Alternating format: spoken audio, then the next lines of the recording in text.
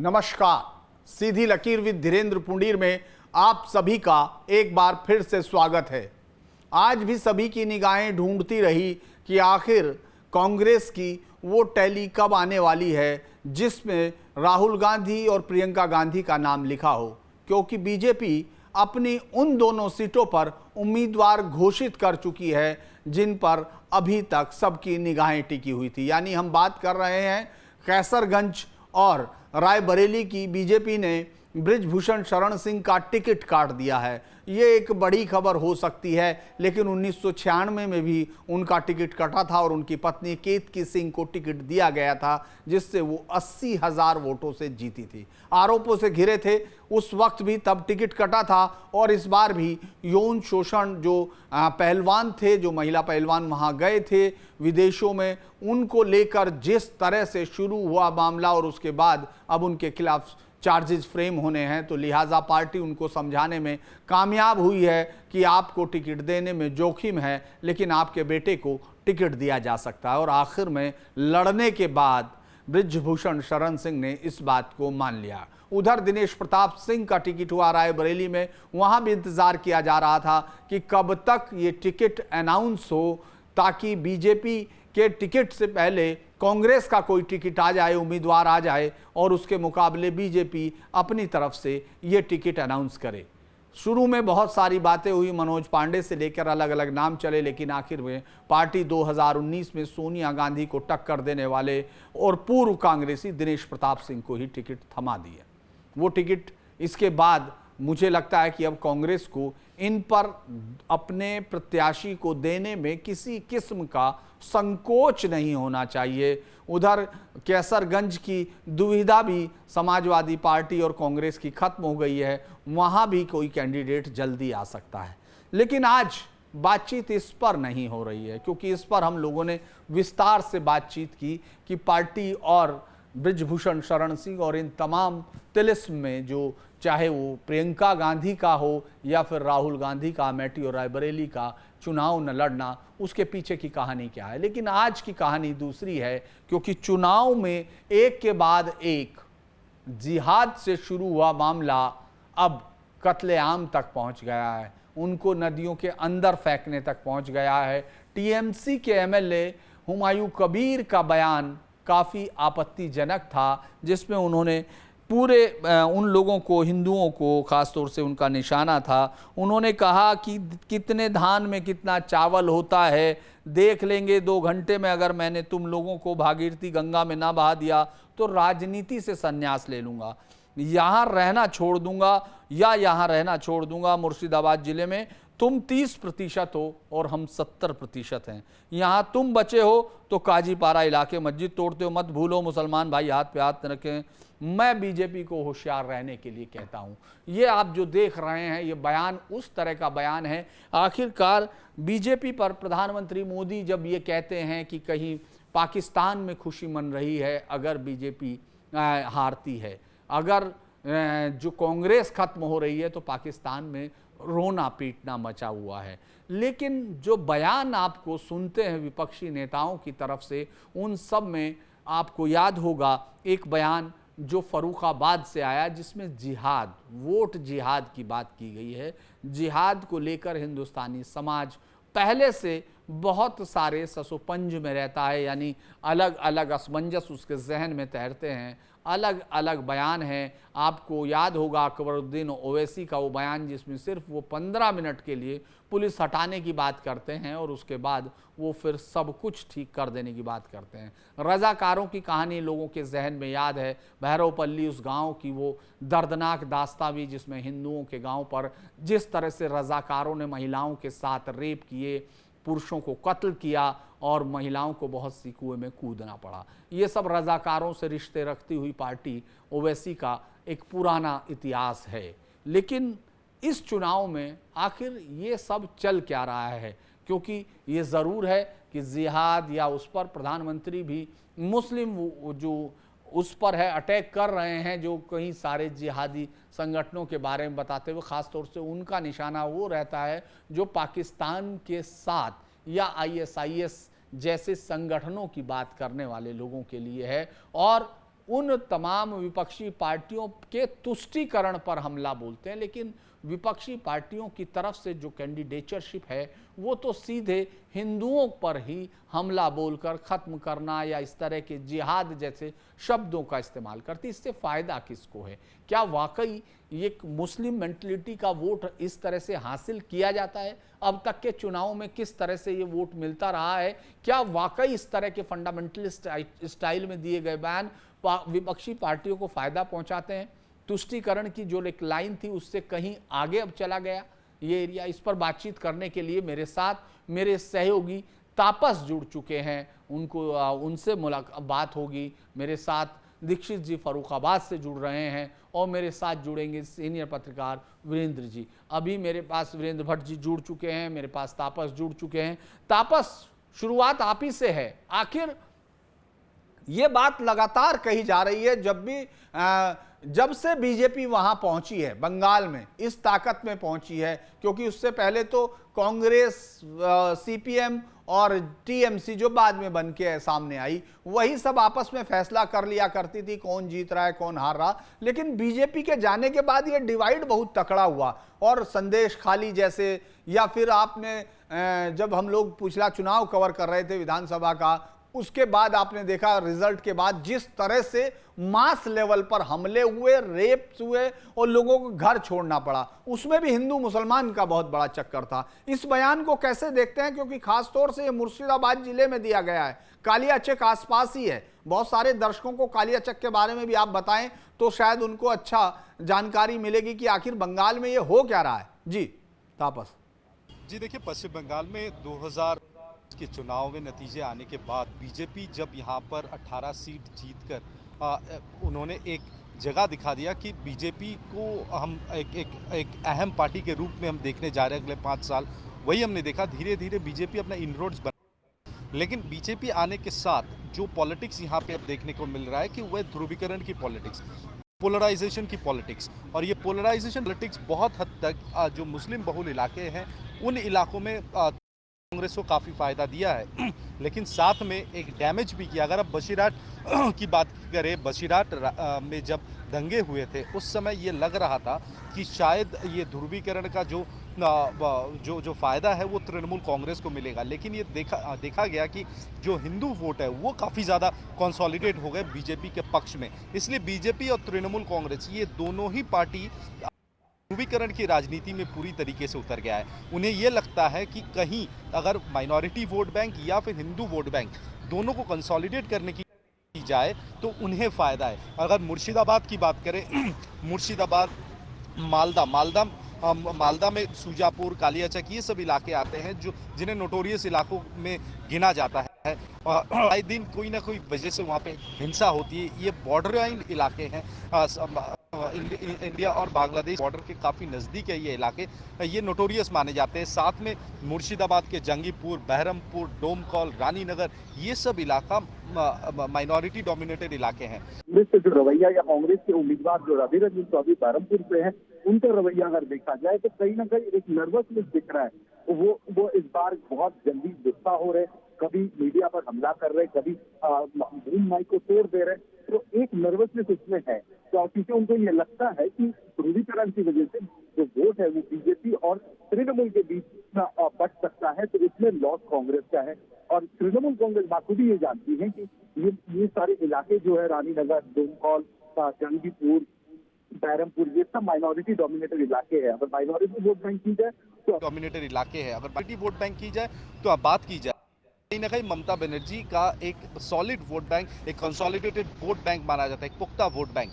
तो उसी को पुख्ता और करने के लिए हुमायूं कबीर जैसे नेता जो एक समय पे कद्दावर नेता में गिने जाते थे, उनका ये बयानबाजी एक आप कह नहीं सकते कि ये अचानक से कही गई एक बात है, लेकिन मुझे कम से कम ये लगता है ये समझी एक बयान रखा गया है। क्योंकि जिस जगह शक्तिपुर की बात हुमायूं कबीर कर रहे थे वहाँ पे स्थिति अभी भी सामान्य नहीं है।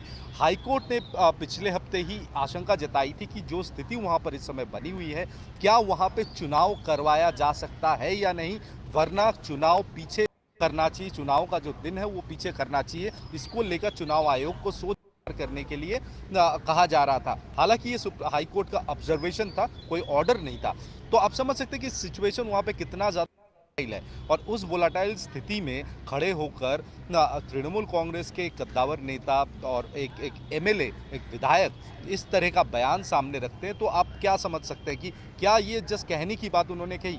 नहीं, बल्कि लोगों में जो जो वोट बैंक है उन्हें कहीं ना कहीं एक एनकरेज करने की कोशिश कि भाई अगर कल कोई भी हमला करे, कुछ भी करे, क्योंकि यहाँ पर देखिए सिर्फ मंदिर मस्जिद की लड़ाई नहीं है, यहाँ पर ध्रुवीकरण इस हद तक चली कि अगर सड़क पे जाते हुए कोई एक्सीडेंट भी हो जाता है तो ये पता करने की कोशिश होती है कि एक्सीडेंट किसने किया, हिंदू ने मुसलमान को मारा या मुसलमान ने हिंदू को मारा, और इसी बात को लेकर लड़ाई छिड़ जाती है अक्सर। ये नहीं कि बहुत प्लान्ड तरीके से कुछ किसी चीज़ को अंजाम दिया गया, उसके बाद एक दंगा जैसी स्थिति भड़क उठती है, बल्कि इस तरह का बयानबाजी जब बड़े नेताओं की ओर से जो मास लीडर माने जाते हैं, हुमायूं कबीर का काफ़ी ज़्यादा बोलबाला है मुर्शिदाबाद ज़िले में, तब वो जब कोई बात रखते हैं तो जो भी उनके सुनने वाले हैं, चाहे वो माइनॉरिटी हो, चाहे वो उनके पार्टी वर्कर्स हो, काफ़ी अहम के साथ वो बात को वो समझते हैं, सुनते हैं और उस पर अमल करने की कोशिश करते हैं। तो अगर ऐसी स्थिति में हुमायूं कबीर का ये कमेंट अगर कल को कोई ऐसी स्थिति पैदा कर देता है जो कानून व्यवस्था पर एक बड़ा सवालिया निशान पैदा कर देता है, तब जाकर कहीं ना कहीं ये जो वोट, तो ये क्या स्ट्रैटेजी के तहत किया गया या फिर? हालांकि हुमायूं कबीर ने हमें इंटरव्यू में साफ तौर पे कहा कि उनका पार्टी उनका समर्थन नहीं करती है इस बयान को लेकर, लेकिन वो माफी मांगने को तैयार भी नहीं, क्योंकि उन्हें लगता है उन्होंने जो कुछ भी कहा है वो सही कहा है, उसमें कोई गलत नहीं है। भाजपा को घेरते हुए उन्होंने ये बयान रखा। तो अब देखना ये होगा, चुनाव अगले कुछ ही दिनों में होना है, वहाँ की स्थिति क्या है, लेकिन ये हम कह सकते हैं आपके पास एक बार फिर आऊंगा जब मैं आपके उसको बयान के साथ आऊंगा, चूंकि एक दूसरा बयान और मैं चूंकि हमारे साथ जुड़ चुके हैं दीक्षित जी, पंकज दीक्षित जी फर्रुखाबाद से, मैं उनका बयान लेने के बाद ही मैं वीरेंद्र जी के पास जाऊंगा, क्योंकि क्या है इस मसले पर बात करेंगे जो लोगों को शायद अजीब लगेगी। लेकिन मैं पंकज ये आपके पास जा रहा हूँ।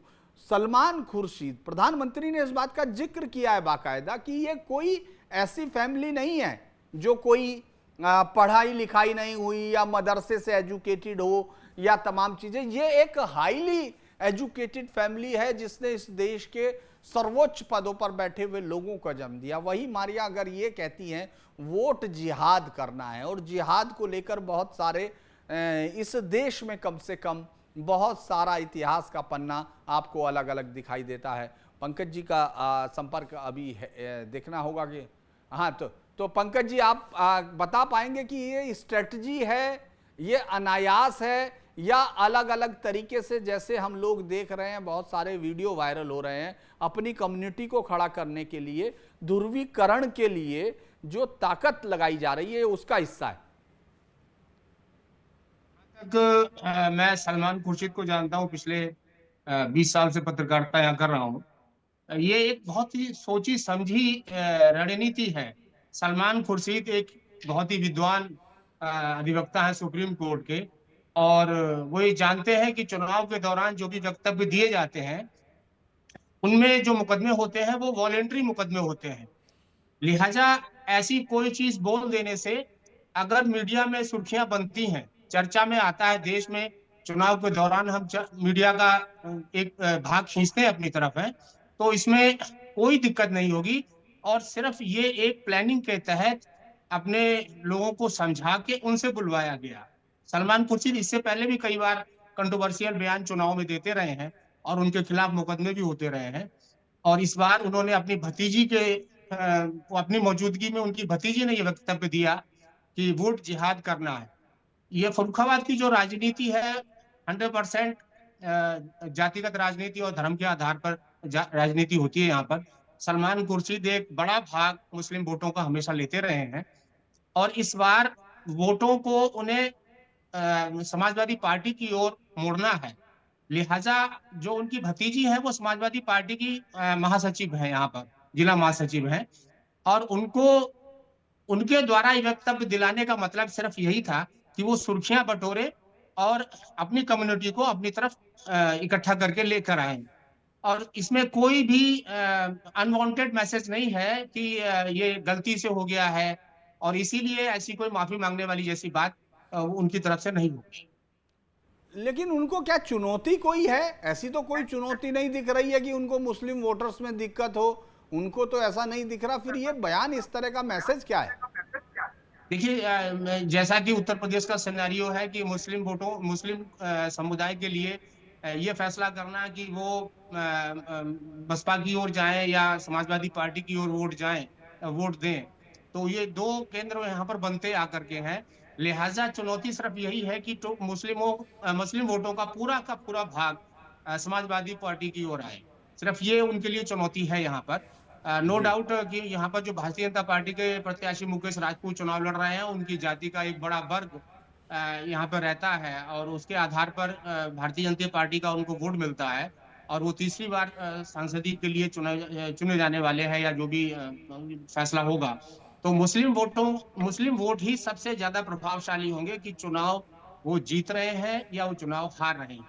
इसमें बाकी समुदाय एमवाई फैक्टर पर वो चुनाव लड़ रहे हैं, समाजवादी पार्टी के कैंडिडेट, उसके अलावा उनकी अपनी जाति का वोट जो है उसका बहुत बड़ा भाग शाक्य वोट जो है वो भाजपा को जाता है। तो मुस्लिम वोटों को इकट्ठा करना वाकई में उनके लिए यहाँ पर एक चुनौती है। जी, मैं वीरेंद्र जी के पास जाऊंगा। वीरेंद्र जी, जो मैं कह रहा हूं, क्योंकि ये बहुत सारी बातें हमने सुन ली है, लोग बहुत सारी बातें कहते हैं, लेकिन मैं ये जानना चाहता हूं कि क्या वाकई हिंदुस्तान की राजनीति में 1947 में मुस्लिम जो लोगों ने एक मांग की, पार्टीशन की, उसमें सीधे तौर पे कोई लगाव नहीं, कोई छुपाव नहीं, कोई बटाव नहीं, सीधे क्लियर तरीके पे मुस्लिम लोगों ने मांग की, जो यहाँ थे मुस्लिम लीडरशिप, उन्होंने मांग की, उनको बंटवारे में मिला। उसके बाद भी जो वोटों का ट्रेंड है, क्या ये कहा जा सकता है कि हिंदू धर्म के आधार पर वोट करता है, जबकि इतना डिवीजन है? क्योंकि मैं जब बंगाल का वो उदाहरण देता हूं, उधर का केरल का, तो हिंदू वोटर सीपीएम को वोट करता है। ये बड़ा इंटरेस्टिंग है। और 47 के बंटवारे में कांग्रेस एक पार्टी थी जो मुस्लिम लीग के मुखालिफ थी, अभी वो सबसे बड़ी अगर पार्टी के लिए वोट करते हैं। और ये जो जिहाद शब्द है, ये जो जिहाद वर्ड बोलना, उस देश में जिसने इसके ब्रंट को सबसे ज्यादा झेला हो दुनिया के देशों में, इतना ज्यादा अत्याचार, इतने ज्यादा हमले, और तमाम औरंगजेब से लेके तमाम चीजों के नक्शे पर आपको दिखाई देते हैं, टूटे हुए मंदिर, भग्नावेश, और उसके बावजूद ये सब चीजें सुनना, मतलब मैं बहुत ही अलग तरीके से आपसे सवाल कर रहा हूं, साफ बोलकर, कि क्या हिंदू कभी धर्म के नाम पर वोट करता है या मुसलमान धर्म के नाम पर वोट करता है? क्या इस देश में ट्रेंड क्या है दोनों का? बात तो ये है कि ये तीन बातें बड़ी स्पष्ट हैं। पहला, जो हमारे संविधान से भ्रम पैदा किया गया, धर्म और मजहब को एक बता दिया गया। धर्म आपका निजी मामला है, धर्म आपका आचरण है, जबकि जो मजहब है या जो रिलीजन है वो कमांडमेंट पे आधारित है, वो उसमें आदेश है, आपको ये करना ही करना है। एक जिसको वन गॉड कहा जाता है वो वास्तव में ओनली गॉड है। तीनों जो आपके अब्राहमिक रिलीजन हैं, यहूदी, ईसाई और इस्लाम, ये तीनों प्रॉफिट पे आधारित हैं। उनकी एक उनका मैसेंजर है या उनका पैगंबर है, और एक उनकी पुस्तक है। सनातन में तीनों ही बातें नहीं है, कोई कमांडमेंट नहीं है, कोई आदेश नहीं है, कोई प्रिस्क्रिप्शन नहीं है, यहाँ डिस्क्रिप्शन है। दूसरी बात, सलमान खुर्शीद की बात अगर आप करें तो ये कोई नई बात नहीं है। सलमान खुर्शीद में फरवरी 2012 में जब यूपी असेंबली का चुनाव चल रहा था, तब उन्होंने लखनऊ में और फर्रुखाबाद में भी ऐसे ही बयान दिया था कि जब बाटला हाउस में न्यू दिल्ली के इलाके में जब एक पाकिस्तान के आतंकवादियों से और जो लोकल उनके स्लीपर सेल से जब पुलिस की मुठभेड़ हुई थी, उसमें दिल्ली पुलिस के इंस्पेक्टर की जान भी चली गई थी, तब सलमान खुर्शीद ने कहा था कि सोनिया गांधी रात भर बहुत रोई थी कि वहाँ मुसलमान मारे गए। और उस समय ये आजमगढ़ के एक गांव था, उसके 4-5 लड़के उसमें मारे गए थे उस घटना में। तीसरी घटना हुई अभी जब शाहीन बाग में नागरिकता कानून के खिलाफ आंदोलन चल रहा था, तब सलमान खुर्शीद वहाँ बच्चों से आज़ादी आज़ादी के नारे लगवा रहे थे। तो ये हुई दो बात। और तीसरी बात यह है कि यहाँ पे इस्लामी जिहाद के पक्ष में केरल में, बंगाल में प्रदर्शन होना कोई नई बात नहीं है। अभी फरवरी के महीने में या 3 महीना पहले ही केरल में हमास के नेताओं ने वीडियो के के माध्यम से एक पब्लिक मीटिंग को एड्रेस किया, हजारों की भीड़ जुटी और वहाँ पे जिहाद का नारा दिया गया। ये अभी हुआ है केरल में। और अभी पिछले महीने ओवैसी का एक वीडियो वायरल हुआ कि साहब ओवैसी जो है हैदराबाद के कसाईयों के मोहल्ले में टहल रहे हैं और वहाँ वो गाय काट रहे हैं। ओवैसी साहब कह रहे हैं और काटो और काटो। तो ये सब एक योजनाबद्ध तरीके से हो रहा है और ये केवल खाली मुसलमानों को भड़काने के लिए नहीं हो रहा है, ये बाद में दुनिया को बताने के लिए हो रहा है जिसको कहते हैं वोकिज्म, यानी सांस्कृतिक मार्क्सवाद, कल्चरल मार्क्सिज्म, जो आजकल आप अमेरिकन यूनिवर्सिटी में जो गाजा के पक्ष में और हमास के पक्ष में जो इस समय आप आंदोलन देख रहे हैं, जो UCLA है, university of California and Los Angeles, और कई यूनिवर्सिटीज़ में पुलिस ने घुस करके वहाँ छात्रों को बड़ी मुश्किल में काबू किया है, बहुतों को गिरफ्तार किया है, कई और तमाम प्रोफेसर्स को अरेस्ट किया है। तो ये ग्लोबल रेड जिहाद है। ये जहाँ कभी आपको जिहाद सुनाई पड़ता है, इसके पीछे हर जगह कम्युनिस्ट खड़े हुए हैं, वो चाहे भारत हो या चाहे वो आपका लंदन हो, चाहे पेरिस हो या अमेरिकन यूनिवर्सिटीज़ हो, हर जगह जिहाद के पीछे आपको कम्युनिस्ट नज़र आएंगे। वही भारत में हो रहा है, वही अमेरिका में हो रहा है। और अमेरिका की यूनिवर्सिटियों में जो इस समय हमास के पक्ष में, फिलिस्तीनियों के पक्ष में जो आंदोलन चल रहा है, उसमें कहीं ना कहीं उसको इंडिया से भी जोड़ने की कोशिश हो रही है। तो सलमान खुर्शीद की भतीजी ने जो मारिया उमर ने जो बयान दिया है कि वोट जिहाद होगा, ये कोई मासूमियत का कोई उदाहरण नहीं है, ये सोची समझी साजिश है कि कैसे इंडिया के इलेक्शन को डिस्टेबलाइज किया जाए, कैसे बदनाम किया जाए और कैसे अंतर्राष्ट्रीय हस्तक्षेप के लिए ग्राउंड बनाया जाए। कल जिस तरीके से एक 100 स्कूलों में एक रशियन IP एड्रेस से मेल आता है कि आपके यहाँ बॉम्ब लगा दिया गया है, ज़रा सोचिए अगर एक स्कूल में संख्या छात्रों की, बच्चों की 1000 है, तो अगर 60,000 से 1 लाख के बीच में बच्चे हो गए और उनके 2 पेरेंट्स हो गए, यानी 2-3 लाख की भीड़ एकाएक नोएडा में, दिल्ली में सड़कों पे उतर आती और उस वक्त कोई वहाँ पे कोई आतंकवादी घटना कर दी जाती, तो पूरे देश का इलेक्शन का माहौल ख़राब हो जाता। ये पूरी तैयारी थी, लेकिन और ये हो सकता है कि ये ट्रायल बैलून रहा हो, वो दिल्ली पुलिस की, नोएडा यूपी पुलिस की एफिशिएंसी को, मैं आपकी बात को, मेरा जो चाहते हो एक पिन पॉइंटेड सवाल ये है वीरेंद्र सर, मेरा सवाल ये है कि ये अभी तक का अगर हम वोट पैटर्न देखते हैं, मैं इसलिए सवाल कर रहा हूं ये क्योंकि आज़ादी के बाद से ही लगातार ये कहा जाता है कि इनको खतरा है, इस्लाम को खतरा है तमाम, लेकिन वोटिंग पैटर्न क्या कहता है कि हिंदू क्या ध्रुवीकृत होता है क्या?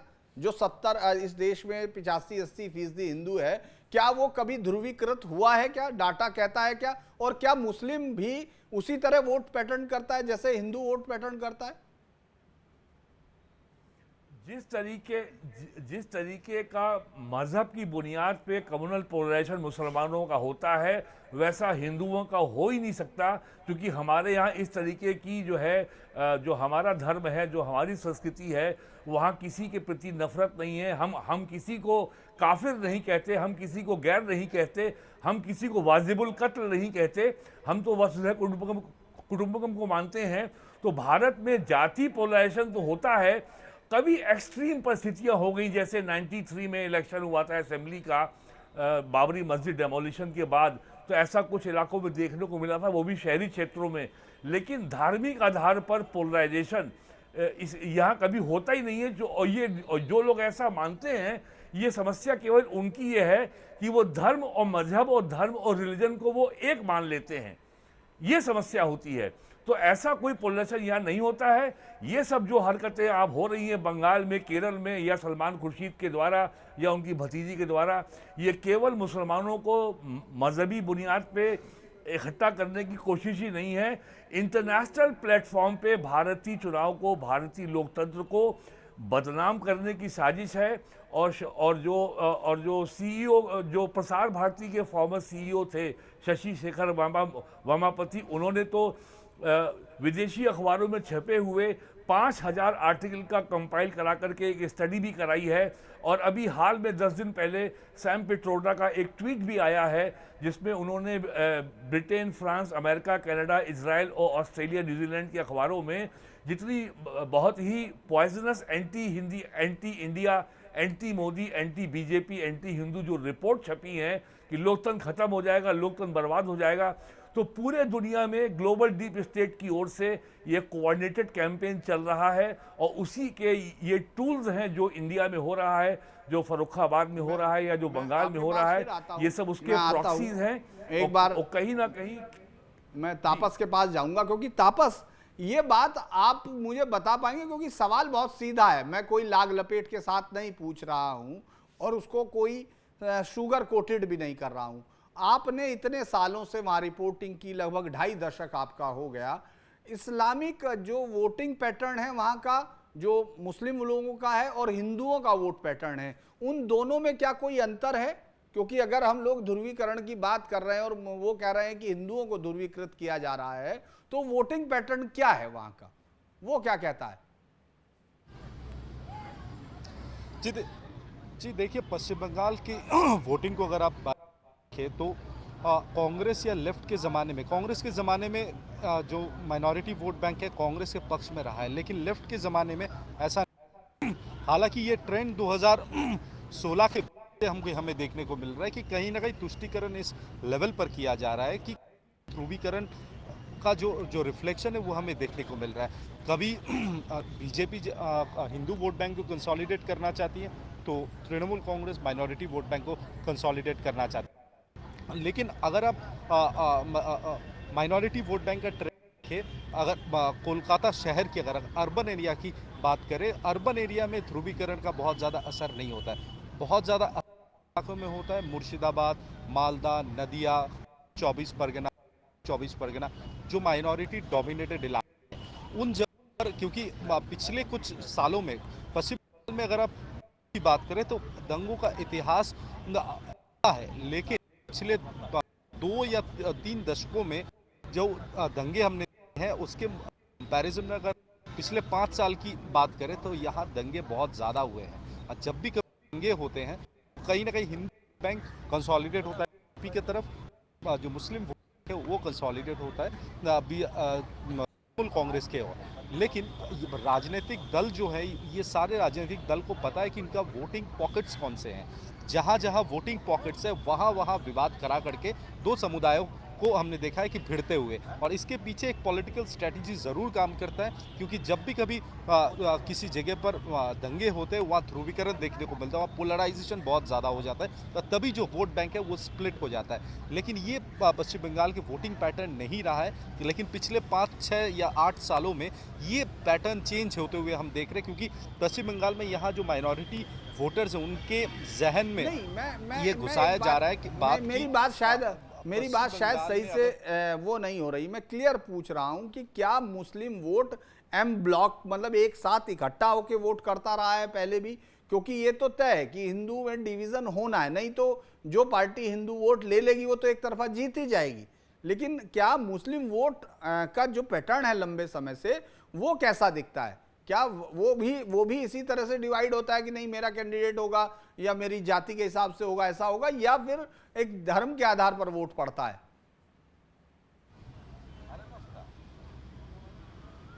जी देखिए, कैंडिडेट का बहुत ज़्यादा, अगर पश्चिम बंगाल के ओवरऑल राजनीति की बात करें, यहाँ तृणमूल कांग्रेस मेजॉरिटी में है, और तृणमूल कांग्रेस अगर किसी जगह पे कैंडिडेट खड़ा करता, अगर यूसुफ पठान की बात कर ले, यूसुफ पठान मुसलमान है, उन्हें पिच किया गया है बहरमपुर से, अधीर रंजन चौधरी एक कद्दावर नेता उनके खिलाफ। लेकिन यहाँ पे इस समय जो स्थिति लग रही है कि यूसुफ पठान नाम का शायद उतना बड़ा असर नहीं है, लेकिन ममता बनर्जी साथ में, ममता बनर्जी माइनॉरिटी के साथ में, ये एम ब्लॉक जो है वो कहीं ना कहीं ममता बनर्जी के पक्ष में अभी तक है। इस पैटर्न में कोई बदलाव अभी तक कम से कम देखा नहीं जा रहा है। जी, मैं एक बार उनके पास जाऊंगा, पंकज जी के पास, लेकिन पहले अभी हमारे रिपोर्टर तापस ने जो टीटी किया है उसकी कुछ इंपॉर्टेंट बात सुनवा देता हूं, क्योंकि हुमायूं कबीर को इस बयान पर कोई खेद या किसी तरह का कोई पश्चाताप नहीं है।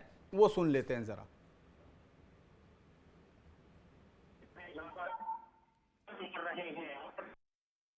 আছে, কত ধানে কত চাল হয়।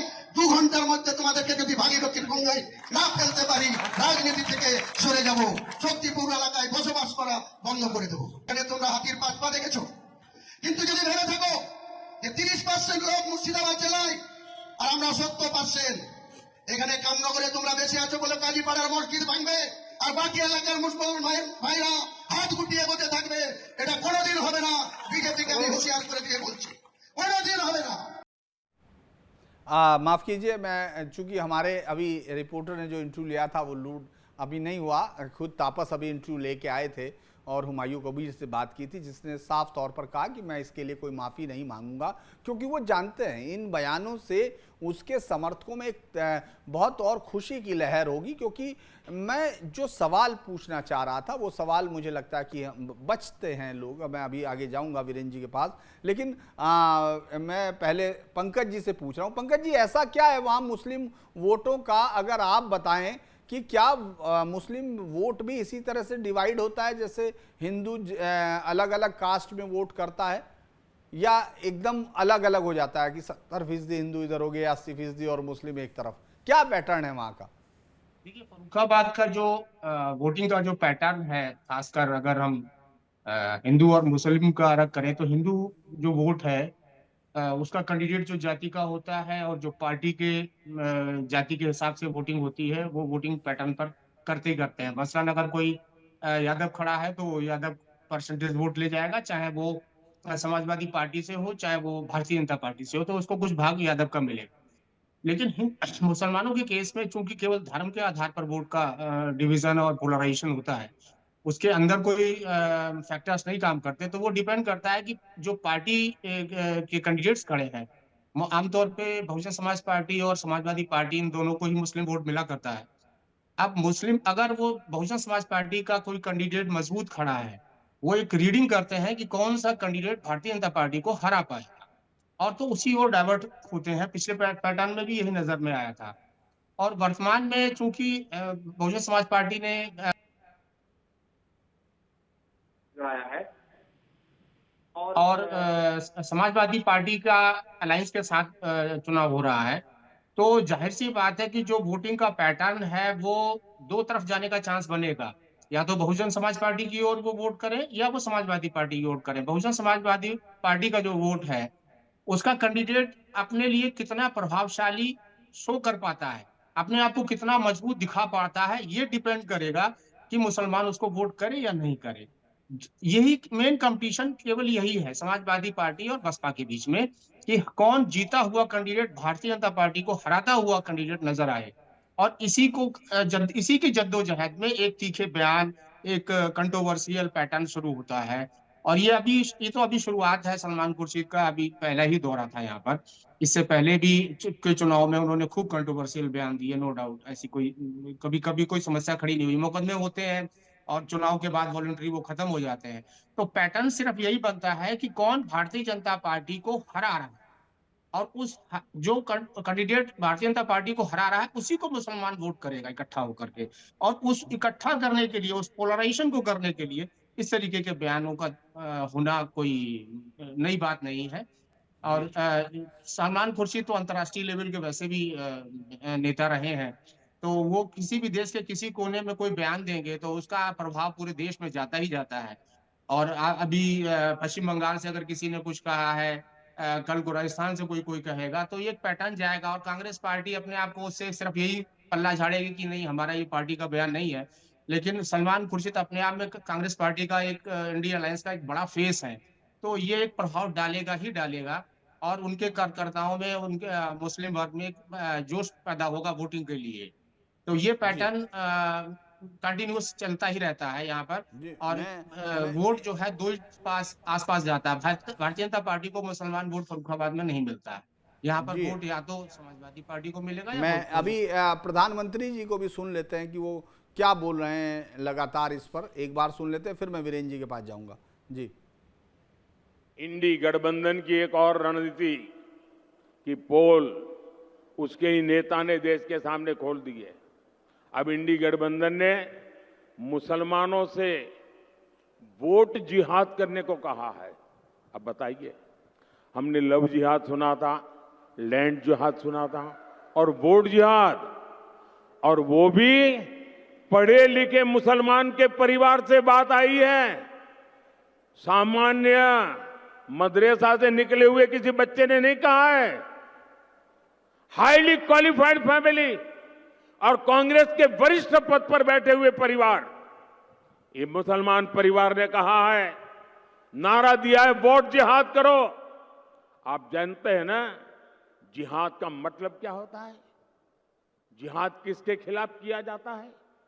इंडी गठबंधन का साफ कहना है कि सारे मुसलमानों को एकजुट होकर वोट देना चाहिए। इंडी गठबंधन ने लोकतंत्र के उत्सव में वोट जिहाद की बात करके लोकतंत्र का भी अपमान किया है, संविधान का भी अपमान किया है। और कांग्रेस के एक ने भी नेता ने अभी तक इसका विरोध नहीं किया है, मौक सम्मति दे दी है। ये वोट जिहाद की बात भी कांग्रेस की तुष्टीकरण की नीति को ही आगे बढ़ाती है। और साथियों, संयोग देखिए, आज जब भारत में कांग्रेस कमजोर हो रही है, यानी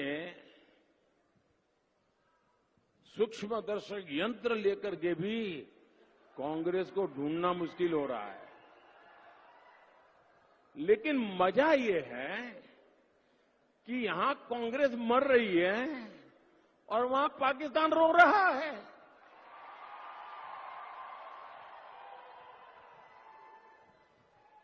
आपको पता चला होगा कांग्रेस के लिए अब पाकिस्तानी नेता दुआ कर रहे हैं। शहजादे को प्रधानमंत्री बनाने के लिए पाकिस्तान उतावला है। आपने कल देखा होगा। और हम तो जानते ही है कांग्रेस तो पाकिस्तान की मुरीदी है।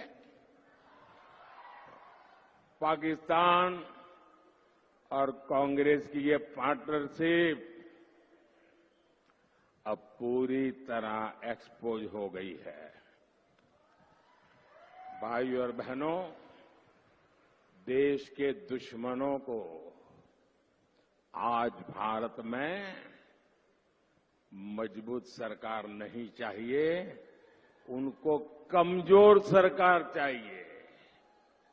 और ऐसी कमजोर सरकार जो मुंबई में 26/11 को आतंकी के हमले के समय थी ना, वैसी कमजोर डोजियर भेजने वाली मोदी की मजबूत सरकार न झुकती है और न ही रुकती है।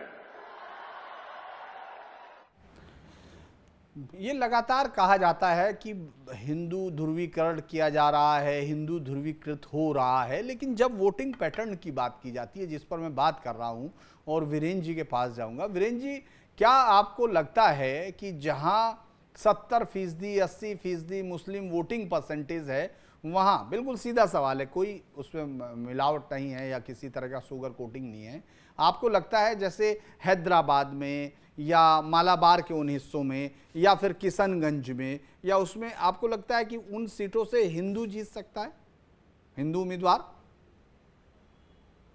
जिसमें 70% मुस्लिम? ऐसा आज तक कभी नहीं हुआ है।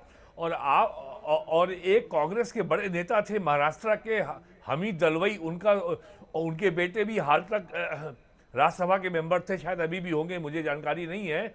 उन्होंने जो है आज़ादी के बाद की मुस्लिम पॉलिटिक्स और इन सेकुलर इंडिया में बहुत विस्तार से लिखा है इस बारे में कि वहाँ की क्या साइकी है।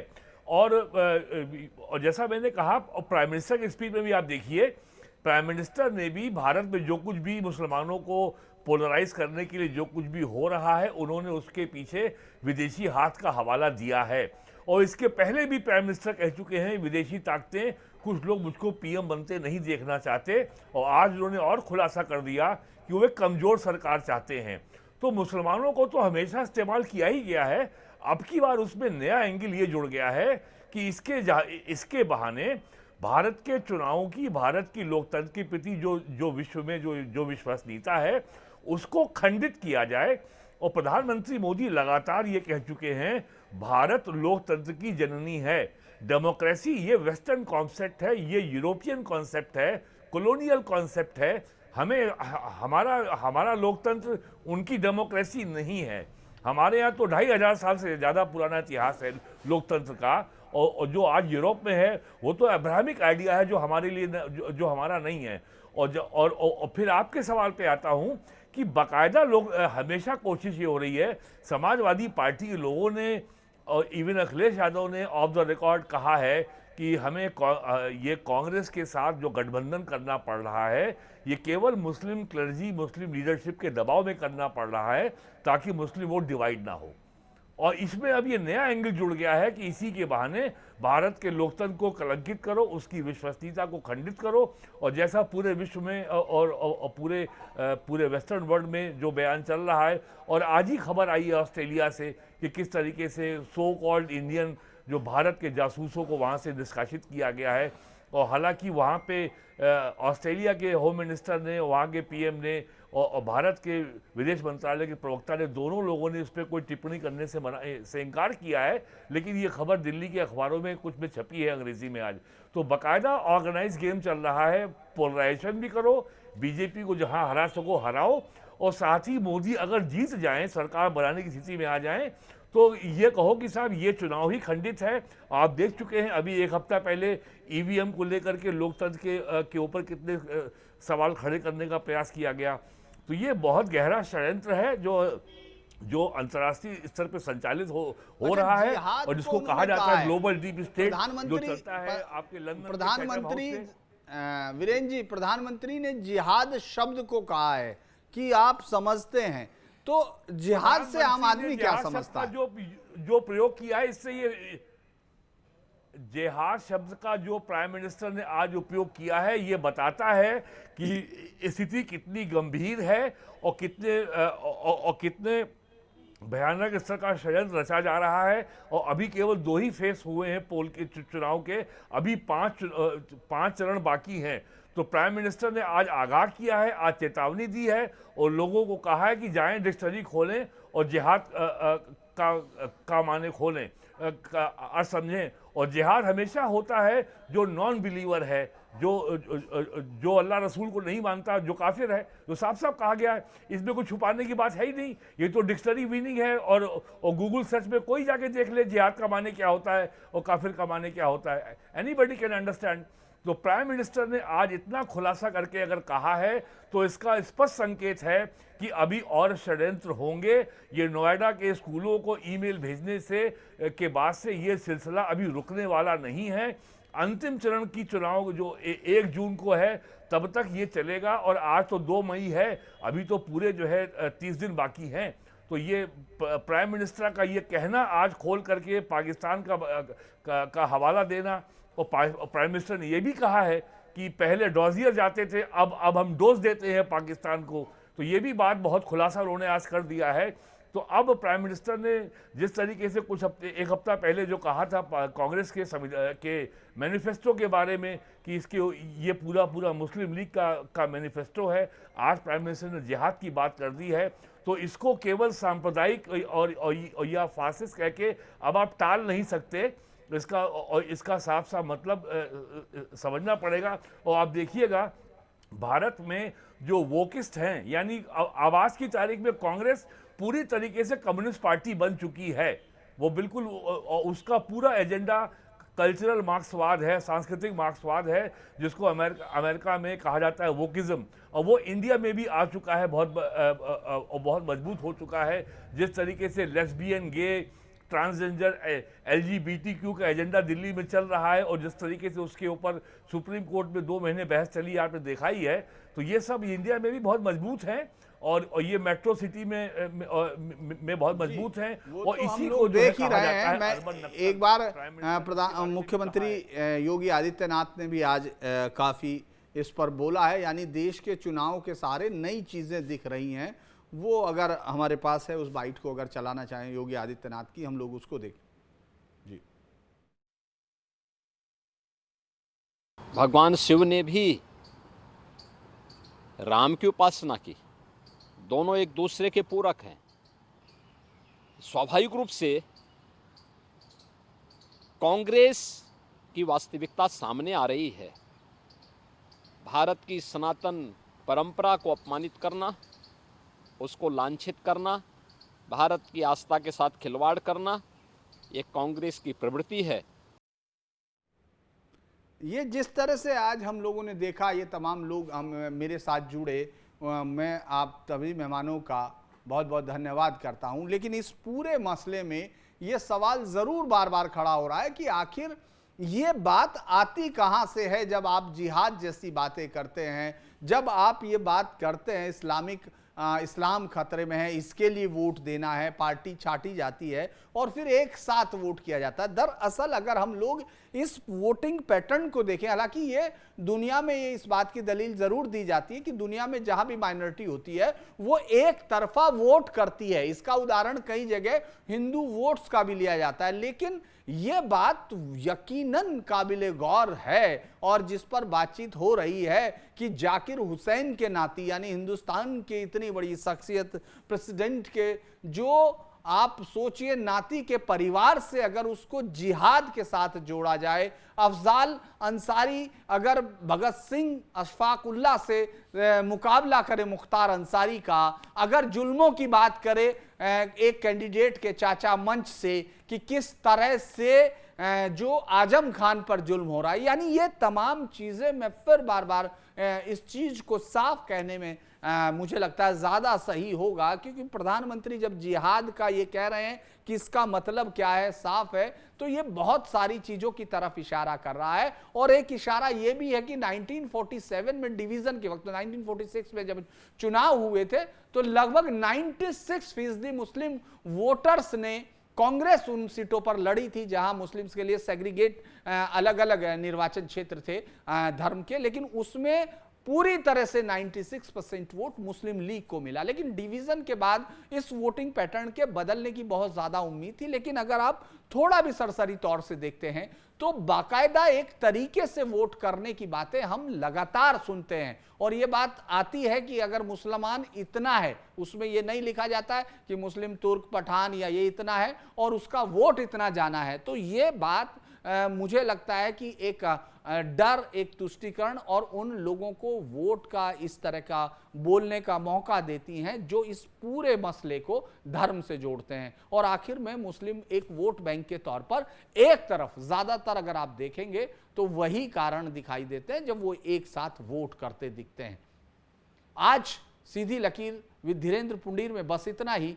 कल फिर किसी और इशू पर मुलाकात होगी और उम्मीद है कि जो बची हुई सीटें हैं, जो कांग्रेस की तरफ निगाह गड़ाए बैठे हैं, वहां पता चल जाएगा कि परिवार से कौन है।